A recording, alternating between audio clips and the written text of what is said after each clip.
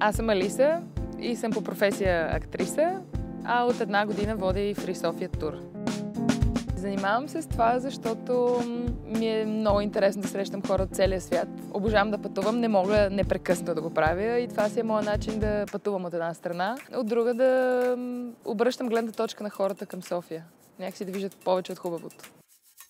Хората, които идват в София, са много често неподготвени. Те идват и не знаят къде ще се озоват, защото за тях София е столицата, някаква така малка страна на Балканите, не са много сигурни, чували са нещо, казвали са им друго и като дойдат тук са по-скоро много приятни. Хората се впечатляват много от това, че София е зелена и че има паркове, градинки, фонтани наоколо, нещо, което ние приемаме за даденост. Казва, че София е супер чист град, на което обикновено аз се изненадвам и съм хора, да не виждате ли този фас или това, но всъщност в сравнение с други европейски столици София е доста чиста.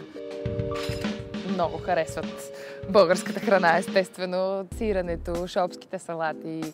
Факта, че имаме много плодове и зеленчуци, хубави, особено на пролет, изненадва хората и можем много дълго да говорим за храна. Затова аз често не подемам тази тема на Free Sofia тур. Няма как, защото отворим ли темата за храна, просто изпуснахме всичко останало.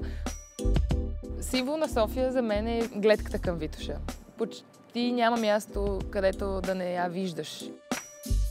Най-софийското мисля, че е това да излезеш и дори да не си правиш уговорка, особено когато времето е хубаво и просто да отидеш в някоя градинка и да знаеш, че ще срещнеш познати.